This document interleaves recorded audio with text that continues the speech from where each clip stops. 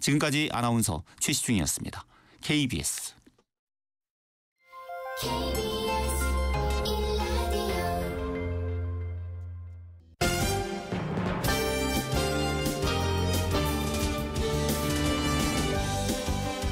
KBS 1라디오 신성원의 오늘 세계는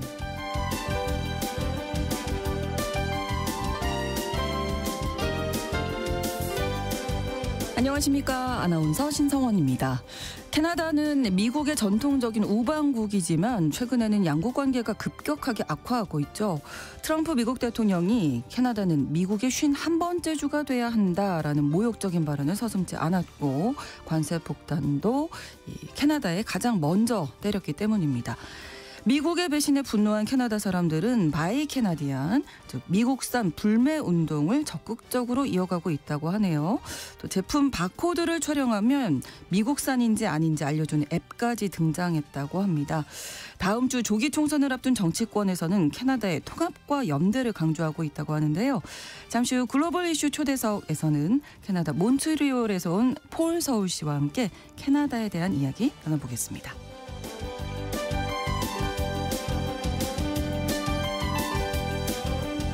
프란치스코 교황의 장례식이 오는 26일로 결정된 가운데 이르면 다음 달 초에는 새 교황을 선출하는 콘클라베가 열릴 것으로 보입니다. 교황청 내 보수파와 개혁파 사이의 보역 갈등이 교황 선출에 어떤 영향을 미칠지에도 관심이 모이고 있는데요. 이 소식과 함께 오늘 주목할 국제사회 뉴스, 헤드라인 뉴스와 키워드로 정리해드리겠습니다. 4월 23일 수요일 KBS 1라디오 신성원의 오늘 세계는 시작합니다.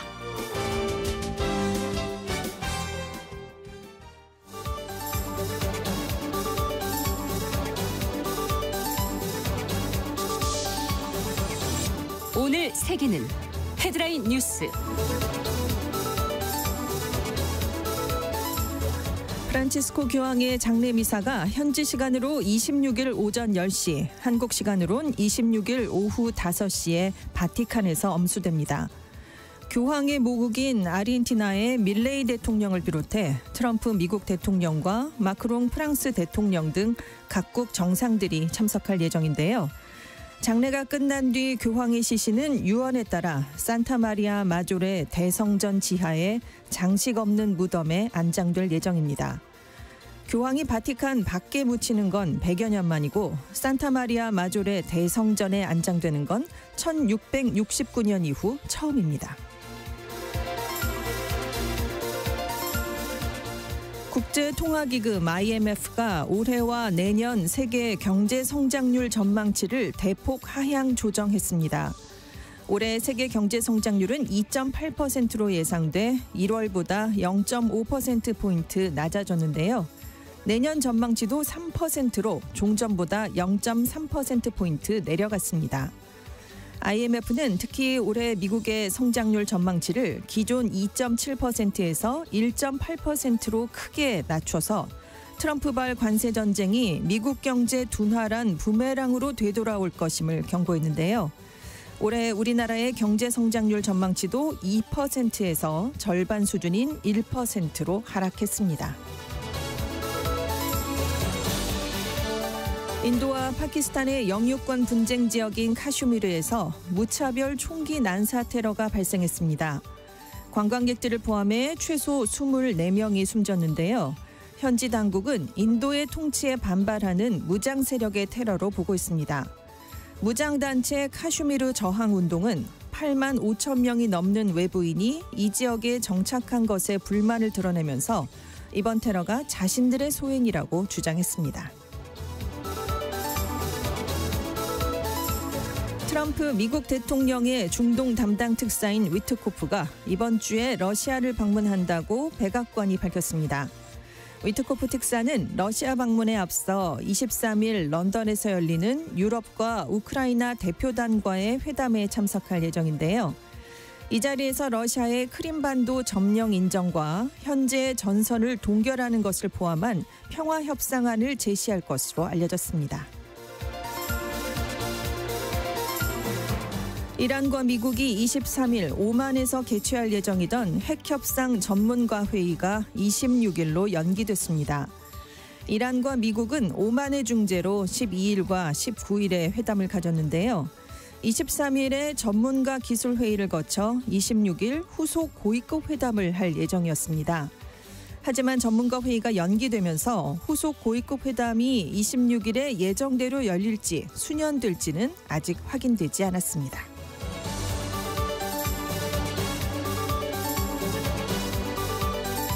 오늘의 헤드라인 뉴스 외신캐스터 전주현 씨가 전해주셨습니다. 이번에는 키워드로 정리한 국제사회 소식 함께 살펴보죠. 첫 번째 키워드인데요. 왕좌의 게임 같다. 네, 유명한 드라마잖아요. 네. 예, 프란치스코 교황이 선종하면서 이제 후임 교황이 과연 누가 될지에 관심이 쏠리고 있습니다. 네.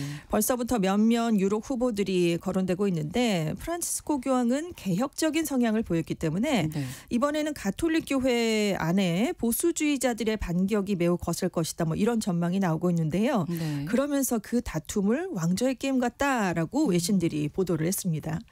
자, 이제 차기 교황을 선정하는 비밀투표 콘클라베가 5월 5일부터 10일 사이에 시작될 예정입니다. 현재 추기경이 252명인데 콘클라베 선거권과 피선거권을 가진 추기경은 135명입니다. 이 중에 80%인 108명을 프란치스코 교황이 임명을 했는데요. 네. 이렇게 프란치스코 교황이 임명한 추기경 숫자가 압도적으로 많기 때문에 차기 교황도 개혁 성향의 인물이 되지 않겠느냐 이런 분석이 적지 않은 상황입니다. 그래서 일부에서는 교황이 후임 선출에 영향력을 행사하기 위해서 적극적으로 추기경을 임명한 게 아니냐 이런 분석까지 나왔는데요. 네. 하지만 프란치스코 교황이 다양한 지역에서 새로운 추기경을 많이 임명을 했습니다. 그래서 보수파보다는 조직력이 떨어진다 이런 얘기가 나오고 있고요. 그리고 아프리카 쪽에서 신임 추기경이 많이 임명됐는데 네. 이 사람들의 다수가 지금 보수 성향으로 분류가 되고 있습니다. 네. 그래서 보수파가 결집할 가능성도 크다라는 반론도 만만치 않은데요. 지금 일부 추기경, 보수파 추기경들은 공개적으로 프란치스코 교황을 비판하는 발언들을 내놓기도 했었습니다. 네. 자, 전임 교황과 다른 성향의 후보가 새로운 교황으로 선출되는 경우도 드물지가 않은데요.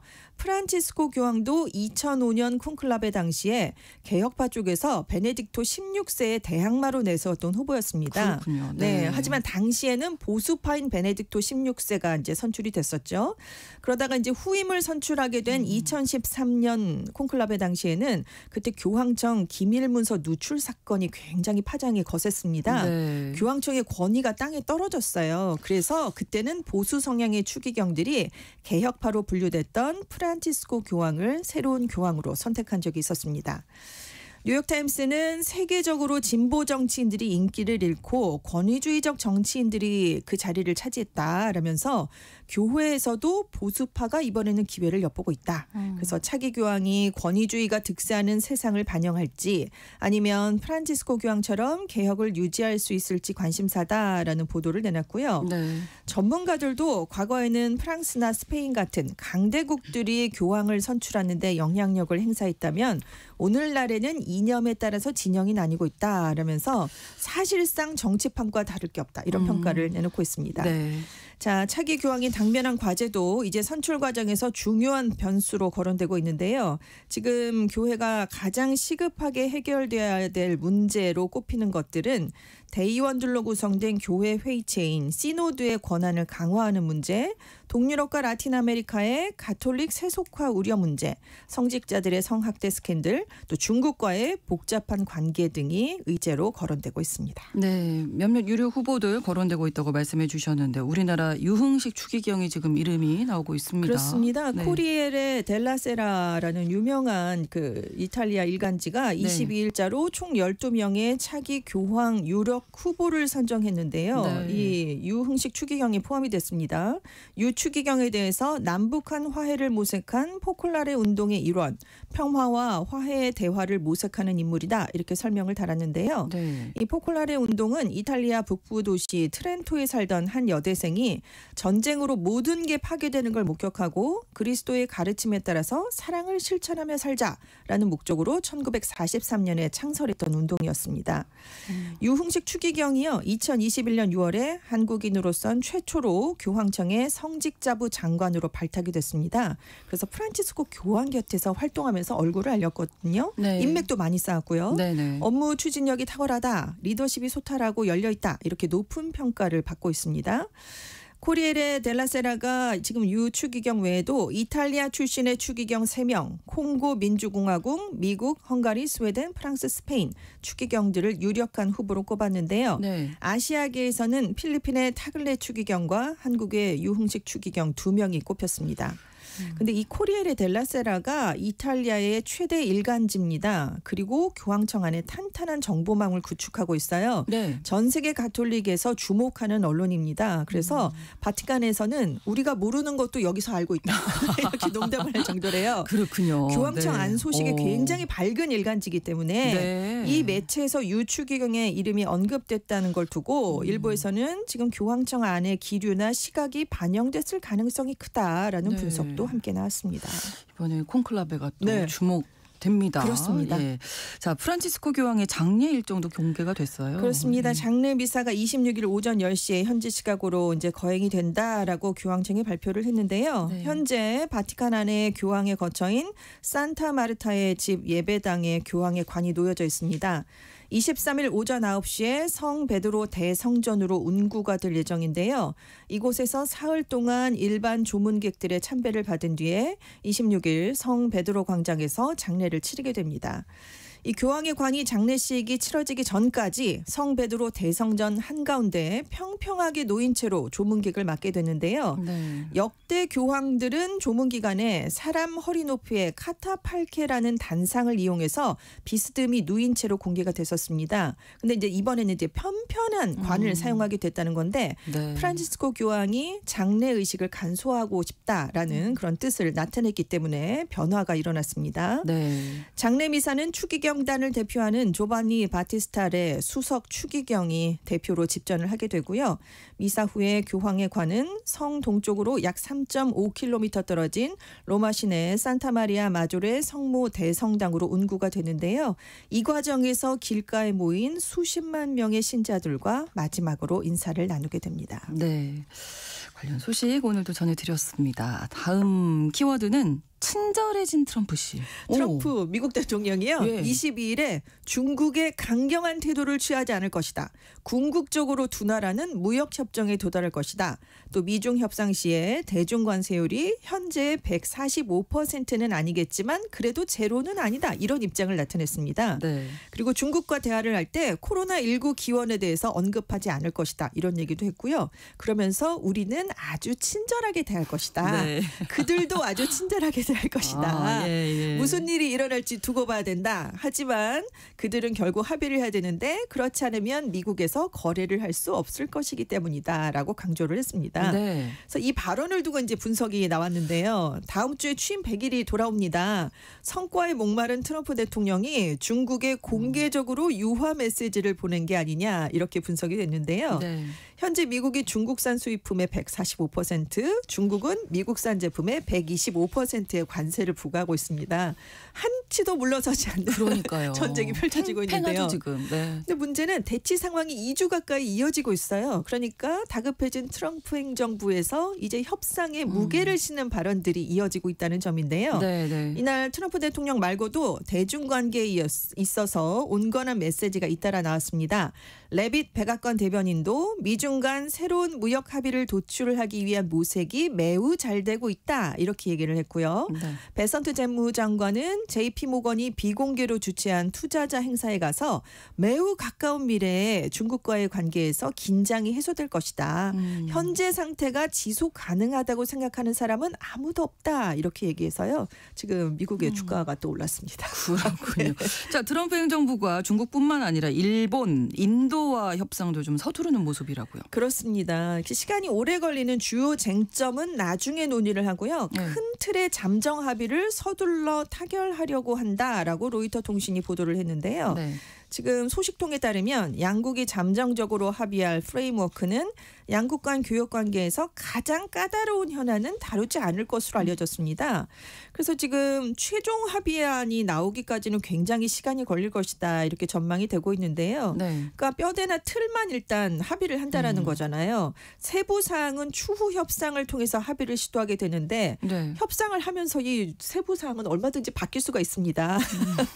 그리고 폴리티코도 백악관이 일본, 인도와 일반적인 관세 합의에 가까워지고 있는데 네. 골치 아픈 세부 내용은 나중에 논의할 가능성이 크다. 그래서 최종 합의가 이루어지기까지 몇 개월이나 걸릴 수 있는데 굉장히 복잡한 과정이 될 것이다라고 전망을 내놨습니다. 그래서 지금 폴리티코는 트럼프 행정부가 굉장히 여러 국가와 동시다발적으로 무역 협상을 벌이고 있는데 네. 관세 때문에 불안해하는 재계와 금융시장을 안심시키기 위해서 무역 전쟁에도 끝이 있다는 걸 보여줄 필요를 느끼고 있다 이렇게 평가를 했는데요. 네. 지금 굉장히 협상이 별로 이루어진 나라가 없기 때문에 신속하게 그렇죠. 타결을 해야만 금융시장을 안정시킬 수 있습니다. 이런 압박을 트럼프 행정부가 받고 있는데 지금 이제 각 나라도 생각들이 있거든요. 그럼요. 그래서 트럼프 대통령 생각만큼 빠르게 움직여주질 않고 있는데 네, 네. 실제로 일본은 1차 협상을 한 뒤에 우리는 협상을 신중하게 진행하겠다라는 태도로 나오고 있습니다. 네, 네. 그래서 트럼프 행정부가 일단 협상 자체를 성과로 내세우려고 일단 큰 틀에서나마 합의를 이루기 위해서 굉장히 네. 주력하는 것으로 알려졌습니다. 앞서 이야기 나온 대로 취임 이제 100일이 다가오기 그렇습니다. 있기 때문에 네. 뭔가 어느 분야에서든 이제 성과를 내야 하는 그렇죠. 게 이제 마음이 좀 급해지지 그렇습니다. 않았나 뭐 이런 생각도 드네요. 다음 키워드입니다. 관세 무풍지대. 자, 트럼프 미국 대통령이 관세를 부과하면서 네. 수입품 가격이 올라갈 수밖에 없게 됐는데요. 그래서 기존의 소매업체들은 제품 가격이 높아지는 걸 우려하고 있습니다.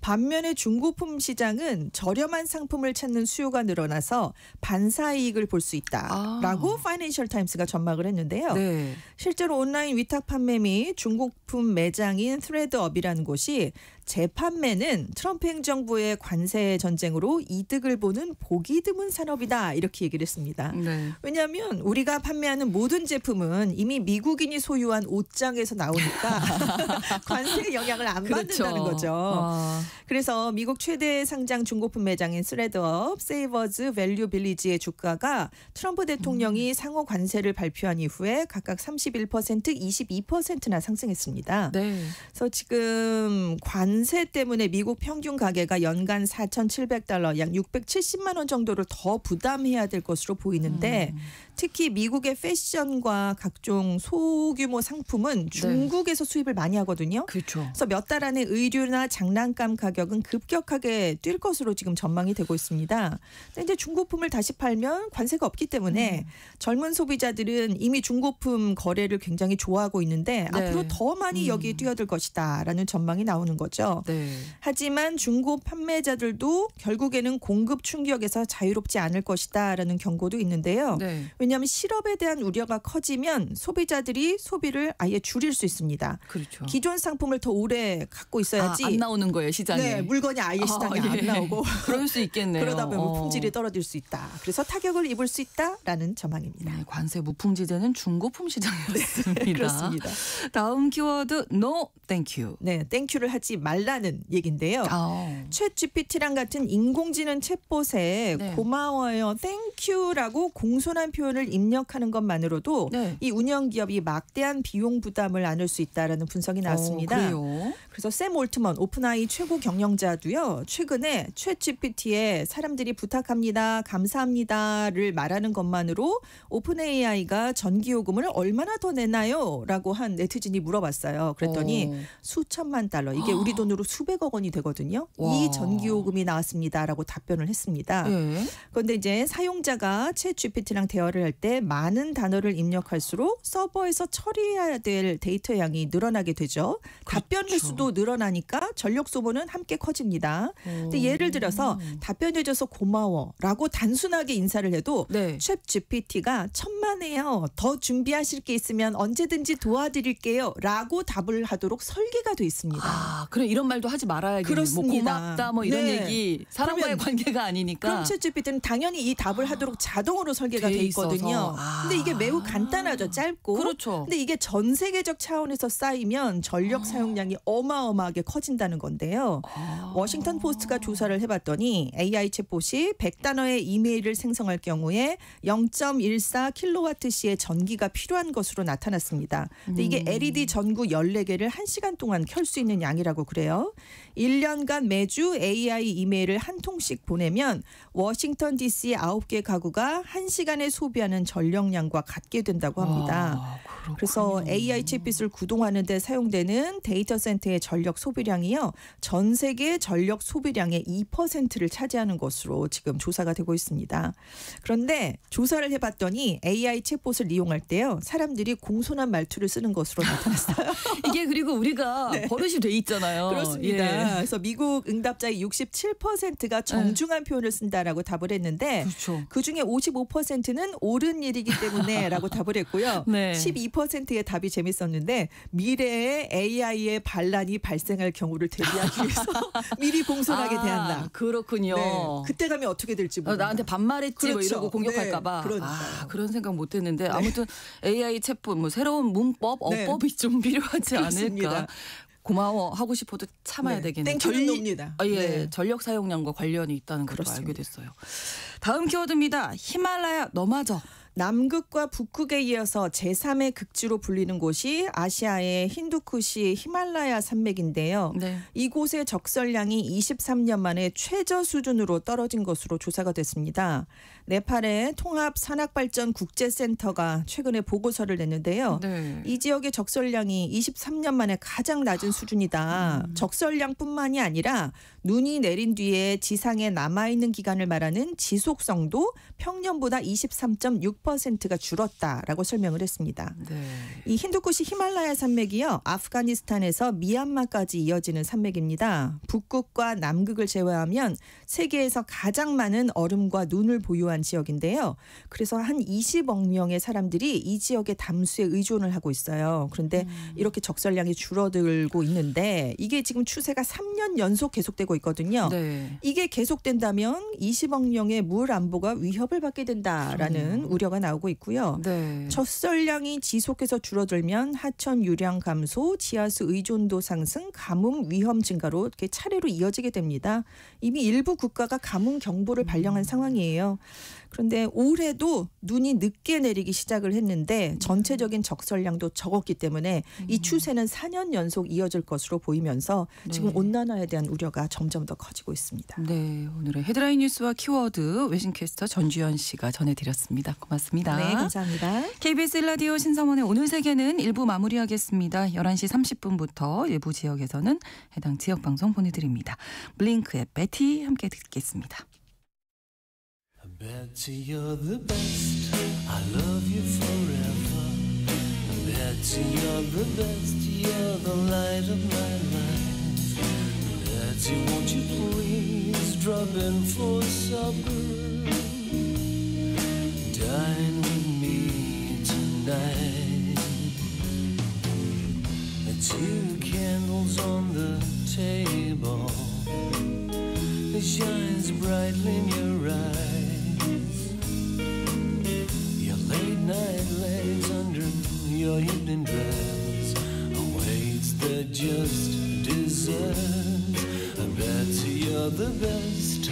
I love you forever. Betsy, you're the best. You're the light of my life.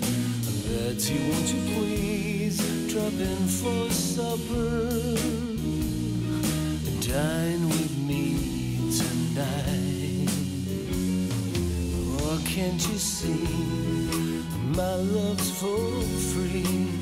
Every day of your life, I just want you and kiss your sweet honey lips.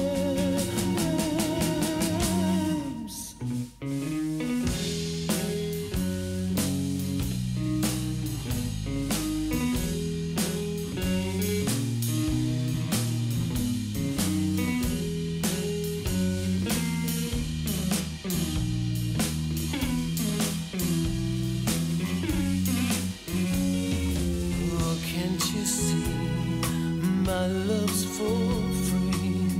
Every day of your life, I just want you and kiss your sweet honey.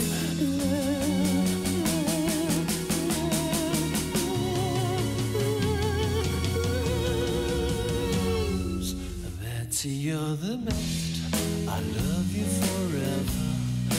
Betsy, you're the best, you're the light of my life. Betsy, won't you please drop in for supper? Dine with me. 지금 시각은 11시 30분입니다. KBS Ladies and gentlemen. 국제사회의 다양한 뉴스를 한눈에 KBS 1라디오 신송원의 오늘 세계는 세계를 바로 보는 최소한의 투자입니다.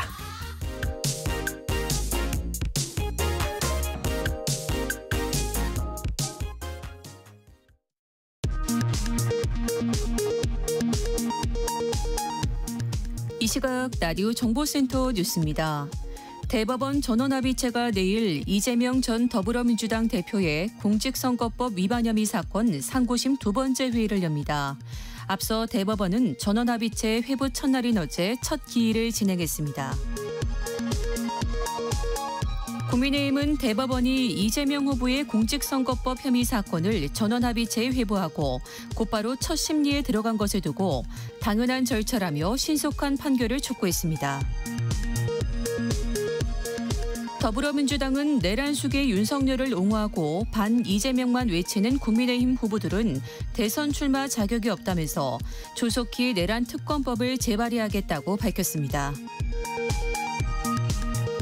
SK텔레콤에서 해킹 공격으로 고객 개인정보 유출 사건이 발생한 데 대해 경찰이 수사에 나섰습니다. 경찰은 SK텔레콤 측으로부터 피해 신고를 접수하고 수사에 착수했습니다. 서울지방국세청이 온라인 기반 교육업체인 코스닥 상장사 골드NS의 탈세 정황을 포착하고 특별 세무조사를 진행하고 있습니다. 검찰이 유상증자 과정에서 부정거래를 한 혐의를 받는 고려아연에 대한 압수수색에 나섰습니다. 유상증자 주관사였던 미래에셋증권의 본사도 압수수색 대상에 포함됐습니다. 지금까지 라디오 정보센터 뉴스 정한나였습니다.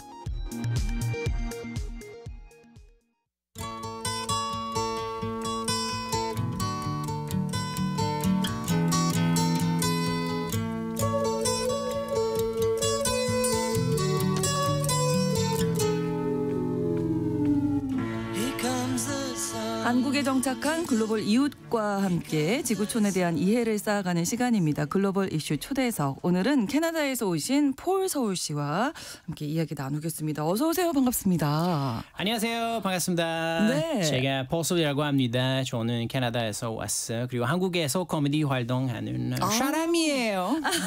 그러시군요. 본명이 서울 아니시죠? 아니요. 맞아요. 한국에 오시고 얻은 이름이신 거예요? 예, 맞아요. 네. 제 진짜 이름 프랑스어로 네. 폴 알렉산드 포르니. 그래서 한국인한테 힘들 수도 있어요. 네. 그래서 제가 특히 SNS 시작했을 때 어떤 이름 만들었어요. 폴 서울, 멋있는 도시 서울 이렇게 합쳤어요. 아, 그러시군요. 아, 서울을 정말 좋아하시는군요. 네네네. 진짜 몬트리올은 서울보다 아주 작은 도시예요. 그래서 처음에 서울에 왔을 때 너무 대박한다고 생각했어요. 아, 놀라셨군요. 놀랐어요. 할 일 계속 있었고 술집 엄청 많이 있어서 그때 20년 전에 처음 한국에 방문했을 20년 전에 오셨다고요? 제가 8개월 동안 한국에서 살아보아서 2004년에 처음으로 한국에 왔어요. 그리고 진짜 제가 21살이었으니까 so amazing. 어디나 가면 술집, 식당 사람 너무 많이 신나셨겠는데요? 있었고 너무 좋았어요. 네. 즐거운 시간이었어요. 그러다가 다시 캐나다 가셨어요. 네, 맞아.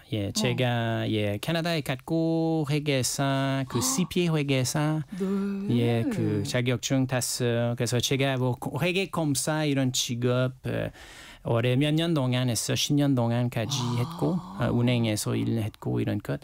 근데 제가 제 개인 생활 조금 만족 안 했으니까 제 미래 생각했을 때 조금 지루하는 미래 같았어요. 그냥 이제는 집 사야 돼요. 결혼해야 돼요. 이런 것. 그렇죠.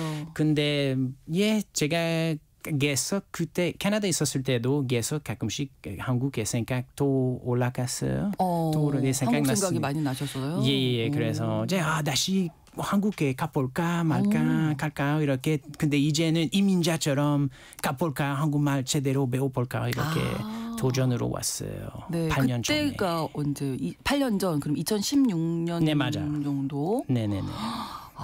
그러시군요. CPA 공인회계사잖아요. 이었어요. 이제는 없어요. 이제는 아니시죠. 사라졌어요. 아니 그러니까요. 아니 이 좋은 직업을 왜 두시고 한국에 오신 거예요?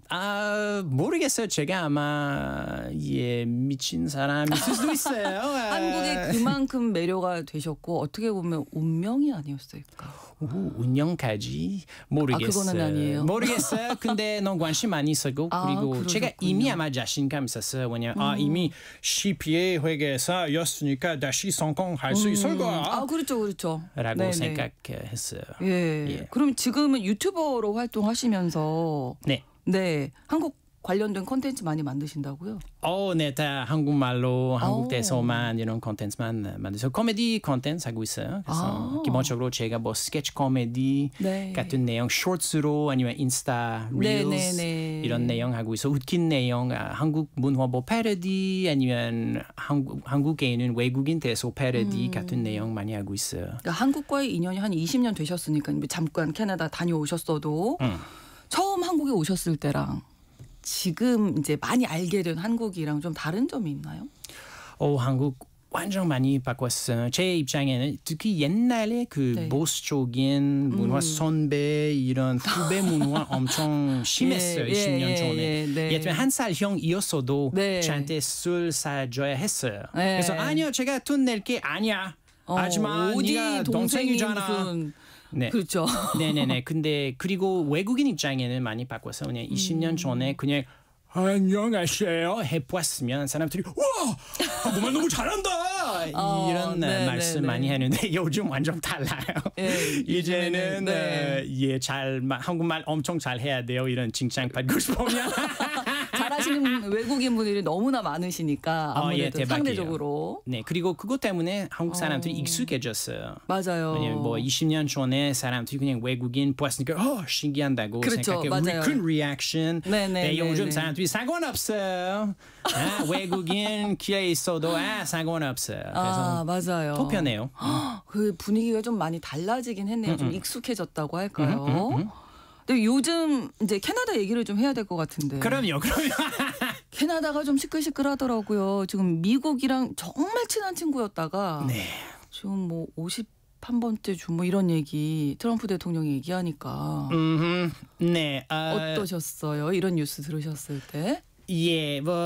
캐나다 사람들의 입장에는 이거 미친 이야기죠. 갑자기 이런 이야기 나오니까 우리가 왜냐면 아주 우리랑 오래동안 친한 친구였고 같이 경쟁했고 미국이 어떤 부탁했을 때 우리가 도와줬어요. 그 항상 이런 느낌. 그리고 우리가 뭐 경제적으로 뭐 프리 트레이드 이런 그 무료 무역 관세 없는 뭐 상황이 있었다가 이제는 트럼프가 이런 이야기 관세 이런 것 배신하면 우리 50일 되라 이런 이야기 나오니까 배신감 아주 심해요. 우리 갑작스럽게 이런 이야기 나타내니까 우리가 화났어요. Angry, we're very angry. 그래서 지금 뭐 바이 캐나디언에서 미국산 사지 말고 우리 캐나다 물건을 사자. 뭐 영화도 보지 말자. 뭐 이런 얘기 한다고 하는데 캐나다에 가족들 계시잖아요. 그런 얘기 하셨던가요? 그리고 신기해요. 그냥 사진으로도 볼 수 있어요. 그래요? 뭐냐면 마트에 가면 뭐 미국 물건들 뭐 많이 있을 텐데요. 물건, 네. 과일, 야채 이런 그 사람들 전혀 안 사요. 그리고 예를 들면 어떤 물건, 네. 예를 들면 뭐 케첩, 뭐 네, 미국 네. 케첩이면 우리가 네. 그 용품 뒤집어요. 네. 그래서 다른 쇼핑하는 분들이 알아. 아 이거 미국 것이니까 사지 말라고 이런 신호 있어요. 거부의 신호를 그렇게. 그리고 큰 효과 있어요. 요즘 그 여행도 캐나다 다 취소했다고 하더라고요. 다 취소했어요. 그리고 사실 국경 맞대고 있어서 진짜 교류가 많았잖아요. 맨날 계속 저도 옛날에 은행에서 BNP 파리바 은행에서 일했을 때 네. 자주 미국 뉴욕에 갔다 네, 왔어요. 네, 이건 네. 아주 자연스러운 일상적인 것. 일이셨는데. 그리고 원래는 그 운전으로 미국에 들어갔을 때 네. 그냥 그 운전 면허증만 필요했어요. 그렇죠. 국경을 여권까지 지나더라도. 여권까지 필요 없었어요. 근데 이제는 여권 필요하고 무조건 이런 거, 필요하고. 상황 분위기 엄청 달라요. 이제는 배신감 너무 심하니까 많이 네. 바꿨어요. 네, 그래서 elbows up 해서 팔꿈치 올리라는 이런 구호가 요즘 유행이라면서요. 캐나다에서. 이건 무슨 얘기예요? 왜냐하면 아이스 호키 예. 우리가 조금 화이팅 싸움적인 운동이에요. 그래서 우리가 그렇죠. 조금 복싱처럼 생각하시면 손 올라가야 돼요. 네. 그래서 뒤꿈치 elbows up 이런 보호하는 느낌. 네, 그래서 네. 오케이 여러분 elbows up. 그래서 싸워보자. 뭐 이런. 싸워보자. 보호합시다. Time to defend yourself. 이런 느낌 나요. 재밌어요. 네, 요즘 뭐 캐나다 시위대가 이 이야기를 정말 많이 한다고 하더라고요. 이제 경고를 하는 건가요? 미국에? 건드리지 마라. 조금 이런 느낌이에요. 그리고 예를 들면 요즘 캐나다 연예인들 네. 예를 들면 SNL 어떤 유명한 네. 미국 프로그램이에요. 네, 요즘 어떤 캐나다 배우가 자주 나오고 있고 이런 것. 그리고 일부러 이렇게 캐나다 보호하는 티셔츠 like Canada is not yours. like 캐나다가 네 나라 아니야. 이런 티셔츠 입고 계시고 이런 거. 그래서 그렇군요. 지금 세요. 네. 저희가 뭐 이번 주 월요일에도 이 뉴스를 전해드렸습니다만 다음 주 월요일이 4월 28일이 이제 총리 선거가 맞아. 총선이 있죠. 캐나다 총선이 네네네, 선거. 있어서 예, 조기 맞아. 총선을 하게 되잖아요. 네. 폴 씨도 투표를 하시나요? 제가 왜냐면 제가 과정 몰랐어요. 투표하는 방법 몰랐으니까 제가 뭐 그냥 캐나다 대사관에 가면 투표할 수 있겠지 라고 생각했는데 월요일 대사관까지 가보았는데 문 닫아 있었어요. 왜? 그리고 문 앞에 경찰 있었어요. 왜 그럴까? 왜냐하면 부활절이었어요. 그렇죠. 근데 우리가 한국에 있으니까 제가 이런 생각 안 났어요. 네. 그래서 투표 못했어요. 다음 주에요? 다음 이번 주를 아니에요? 근데 우리가 아마 왜냐면 그 메일로 해야 돼요. 그 재외국민 총리 투표니까 메일 이렇게 미리 하셔야 되는데. 그래서 제가 망했어요. 못하셨군요. 나쁜 캐나다 사람이에요. 미안해요. I'm so sorry. Forgive me. 용서해 주세요. 오케이. 그러면 이게 다음 주 월요일 총선이지만 재외국민 투표는 대사관에서 일주일 전에?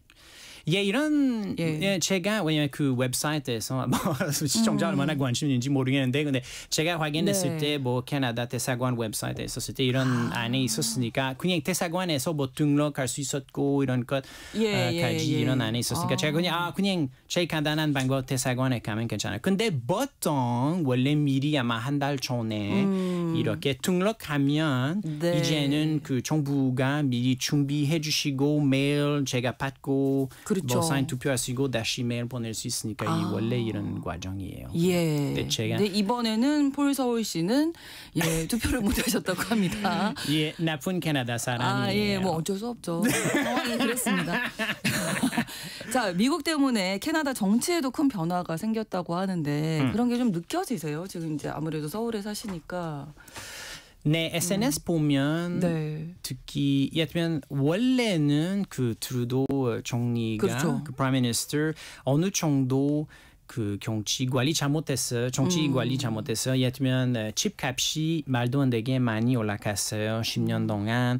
그리고 우리가 이민자 나라예요. 그래서 이민자 많이 네, 좋아하는데 동시에 너무 많이 왔으니까 캐나다 사람들 조금 걱정해서 그냥 동시에 값이 올라가는데 이민자 많이 오셨으니까 이런 그리고 뭐 다른 이유 때문에 트루도 인기가 많이 떨어졌어요. 그렇죠.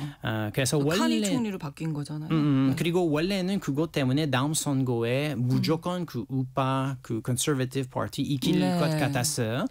근데 이제는 트럼프의 행동, 미국의 행동 때문에 사람들의 너무 쇼크 받았으니까 이제는 우파 잘 믿지 않아요. 그래서 이제는 그 자유당으로 좌파로 아마 다시 리버럴 파티 투표할 것 같아요. 근데 알 수가 없어요. 그렇죠. 근데 결과는 나와봐야 아는 거긴 한데 지금 대체적으로는 자유당이 좀 우세하다 뭐 이런 얘기는 나오고 있긴 하더라고요. 진짜 3개월 전에 기사 봤으면 무조건 그 우파 마당 이길 거예요. 예, 근데 그렇군요. 이제는 전혀 안 그래요. 아닌 것 같아요. 예. 근데 알 수가 없어요. 예. 네. 자, 고향이 몬트리올이시잖아요. 네. 몬트리올 이제 퀘벡주에 속해 있는데 우리나라에서는 이제 드라마 도깨비 때문에 몬트리올 많이들 아시는 것 같습니다.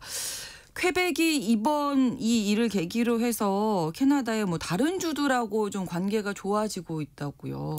네, 맞아. 아마 시청자들이 잘 모를 수도 있는데 원래 퀘벡주가 뭐 300년 전에 이런 프랑스 사람이었어요.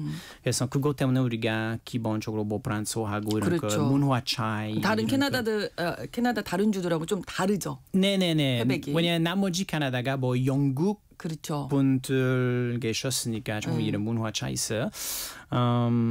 네, 무슨 이야기하고 있어서 제가 너무 관계가 좋아졌다는 맞아. 미안해. 예, 그래서 그리고 원래는 그 문화 차이 때문에 가끔씩 우리가 서로 뭐 사이 안 좋았어요. 맞아요. 우리가 다르게 생각하고 이렇게 뭐 정치대에서 문화 차이 이런 것. 근데 요즘 그 미국의 행동 때문에 다시 친해졌어요. 네, 우리 캐나다인들이 힘을 합치자. 맞아. In the end, we're all Canadians, aren't we? 그래서 이렇게 재밌어요. 사실은 퀘벡이 조금 이제 독립하려는 움직임 뭐 이런 것들도 좀 있었다고 들었거든요, 간혹. 네, 맞아. 옛날에 문화도 맞아. 다르고 사람들 하니까. 맞아. 옛날에 뭐 40년 전에 사람들이 뭐 사이 엄청 나빴으니까 그냥 퀘벡 사람들이 그냥 뭐 자기 독립하고 싶었고 이런 것. 국민 투표까지 있었다고 들었는데. 투표 우리가 2번 했어요. 80년에 그리고 95년에 이런 것. 근데 거의 둘 다 아마 50%였어요. 진짜 거의 나라 됐어요. 신기해요. 그렇군요. 그런데 이번에 이렇게 됐어요. 힘을 합치게 됐고. 제가 갑자기 생각나는데 아까 그 캐나다 미국 이야기했을 때 우리가 그 캐나다 뭐 식품 물품 이렇게 거부하는 게 뭐랑 비슷할까요? 5년 전에 6년 전에 노노 재팬 한국에서 아마 조금 이런 상관 다르죠. 상관 완전 다른데 근데 그 노노 재팬 그 완전 거부하는 게 사람들이 동시에 사람들이 아니야 근데 이제는 뭐 일본 용품 이런 것 사지 마 이런 느낌 있어서 우리도 뭐 다른 느낌인데 그래도 우리도 거부하고 있어요. 네. 아마 제가 비교 잘못했어요. 아니 괜찮습니다. 네, 이해했어요. 네네네. 캐나다가 중국하고도 갈등이 심했었는데 중국하고도 가까워지는 거예요?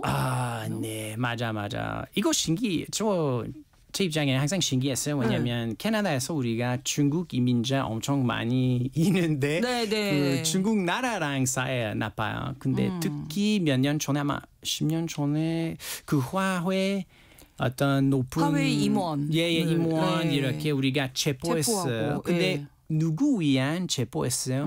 미국 위한 체포했어요. 왜냐하면 우리한테 미국 부탁했고 근데 우리가 체포했으니까. 근데 지금 이렇게 아무튼 그래서 근데 요즘 미국의 행동 때문에 우리가 뭐 중국이랑 다시 조금 연락하고 있고 우리가 조금 경제 무역할까 볼까요? 다시 한번 그래서 사이 조금 좋아지고 있어요. 네, 정치적인 이유로 이렇게 지형도 좀 변화하고 있는 것 같습니다. 저는 퀘벡이 좀 궁금하더라고요. 퀘벡의 뭐 문화 예술도 발전했고 좀 문화가 다르잖아요. 예. 네, 아마 퀘벡 문화 왜 그 캐나다랑 차이 있는지 왜냐면 우리가 그 개인 그 영화 시스템, 문화 시스템, TV 프로그램 다 프랑스어 있고 예술적으로 이런 것 그래서 이런 차이 유지할 수 있는데 근데 아마 문화 차이 캐나다랑 다른 점 우리가 기본적으로 정치 이야기하면 우리가 더 좌파 네. 원래 기본적으로 그래서 우리가 그 소셜 같은 거 많이 좋아하고 이런 거 그래서 다른 상대방이 조금 괜찮은 삶 살 수 있으면 좋겠다고 생각해요. 원래 아마 토론토 쪽에 가면 우리가 우리 캐나다의 경제 어떻게 그 센터 그래서 원래 사람들이 열심히 조금 야근 일하고 싶은 분들이 토론토에 가요. 근데 경제 중심지다 보니까. 근데 퀘벡 조금 문화 조금 더 칠하게 이런 그리고 우리가 축제 많이 하고 있어요. 여름에 가시면 특히 몬트리올, 퀘벡 이런 그 축제 재즈 페스티벌, 인터내셔널 재즈 페스티벌, 코미디 페스티벌 있고 영화 페스티벌 엄청 많이 있고 이런 거. 그래서 여름에 재밌어요. 예, 퀘벡하고 한국이 좀 많이 닮았다 이런 생각하신 적이 있으시다고요? 네, 가끔씩 이런 생각 나. 왜냐하면 퀘벡주 북미에서 퀘벡주만 프랑스어 하는 지역이니까 그리고 아시아에서 한국말 하는 지역이니까 그리고 뭐 작은 나라 같은 근데 더 큰 바로 옆에 큰 나라 있고 싸워야 돼요 이런 거 그래서 이런 느낌 가끔씩 있고 그리고 원래는 퀘벡 사람들이 우리가 인정받고 싶었어요. 그래서 우리도 좋은 지역이고 재밌는 퀘벡 재밌어요. 캐나다 말고 퀘벡도 좋은 나라 말고 근데 아니 아무튼 지역이에요. 근데 한국은 옛날에 이런 느낌 있었어요. 우리가 외국한테서 인정받고 싶은 나라였어요. 근데 요즘 완전 달라졌죠. BTS, Squid Game 이런 거 오징어 게임 이런 거 인기 너무 많기 때문에 이제 지쳤어요. 다 알려준. 맞아. 이제는 한국 사람들 지쳤어. 외국인의 관심 받고 싶어. 아니에요. 그렇진 않아요. 관심이 없는 건 아니에요. 근데 옛날에 어떤 외국인이 그냥 김치 대박 한다고 했으면 네 맞아요. 김치 우리 맞아 맛있어 김치 소주네요. 근데 요즘 외국인이 김치 대박 한다고 하면 에이 뭘 원해요. 왜 이런 말씀하고 있어요. 그렇게 느끼셨군요. 좀 달라졌다. 많이 변했어요. 우리 스스로가 어떤 자신감을 갖고 있다. 퀘벡도 마찬가지고요. 네. 우리가 아마 퀘벡 유명한 사람들 아마 셀린 디온 아는 사람 있을 수도 있어요.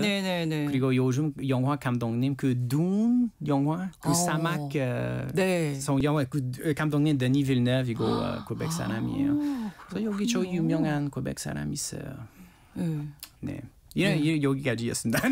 폴 서울씨라고 퀘벡에서 오신 분이. 네 맞아. 네 아주 유명한 폴 서울입니다.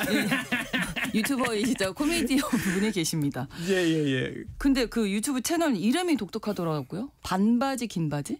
왜 독특할까요? 왜 반바지 긴 바지예요? 왜? 갑자기?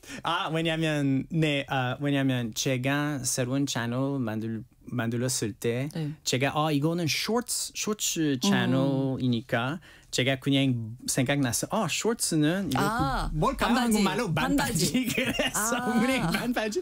그리고 쇼츠는 반바지. 네네. 그리고 뭐 나중에 다른 가죽 부츠에서 얘기하는 채널 만들었어요. 그냥 긴 바지. 그거는 긴 바지. 좀 길게 얘기하는 건 긴 바지. 맞아. 쇼츠는 반바지. 너무 직관적이고. 네네 맞아.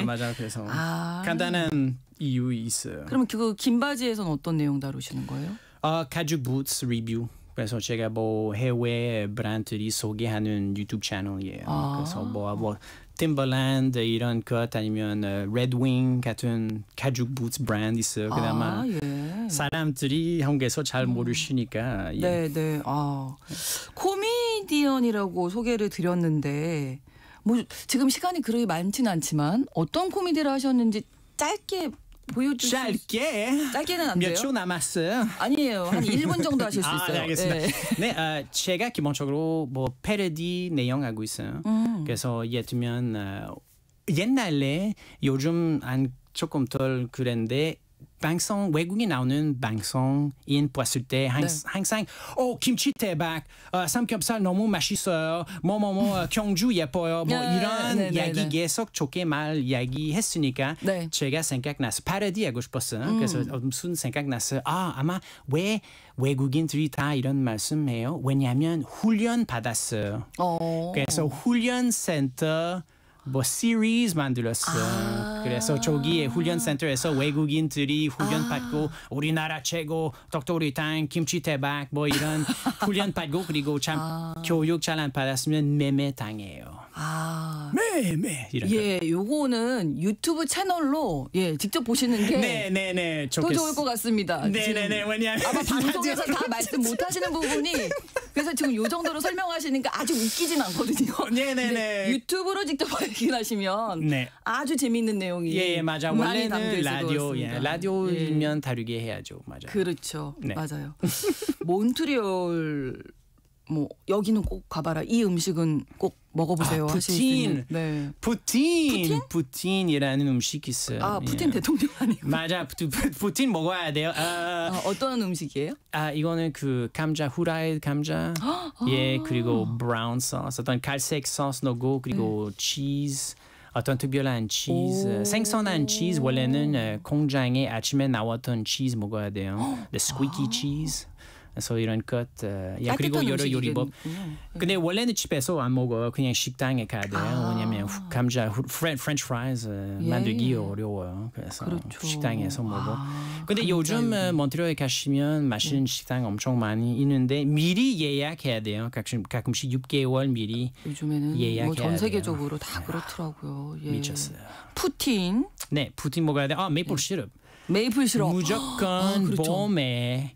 원래 요즘 메이플 시럽 즐겁게 먹을 수 있어요. 특히 우리가 그 공장 메이플 시럽 공장이라고 있는데 아주 작은 건물 공장이 있고 우리가 즐겁게 아주 후레쉬한 메이플 시럽 먹을 수 있고. 봄에 메이플 시럽. 맞아. 원래 봄마다 만들어요. 그리고 엄청 많이 만들고 보관하고 이렇게 즐겁게 먹을 수 있어요. 코미디언이신데 오늘 본의 아니게 이제 캐나다의 정치 상황 같은 얘기를 많이 좀 해주셨는데 마지막으로 한국에서 이루고 싶은 꿈 같은 거 있으시면 어떤 꿈이 있으실지. 제가 제가 계속 열심히 할게요. 코미디 이렇게 제 유튜브 채널 키우고요. 그리고 나중에 몇 년 후에 100만 구독자 있으면 좋겠어요. That's it. 근데 한국에 제가 즐겁게 살고 있어요. 제가. 그게 중요하죠. 제가 제 평생 너무 편해요. 제가 아마 유튜버니까 제 평생 너무 재밌어요. 행복하게 사람들 만날 수 있고 즐겁게. 그리고 우리 27개월 딸 엄청 귀여워요. 한국인이랑 결혼했어요. 아주. 알겠습니다. 귀여워요. 행복한 감사합니다. 가정 이루시고 항상 모든 사람들에게 행복 나눠주시기 바랍니다. 오늘 캐나다 몬트리올에서 오신 폴 서울식과 함께했습니다. 고맙습니다. 감사합니다. KBS 라디오 신성원의 오늘 세계는 내일 다시 뵙겠습니다. 고맙습니다.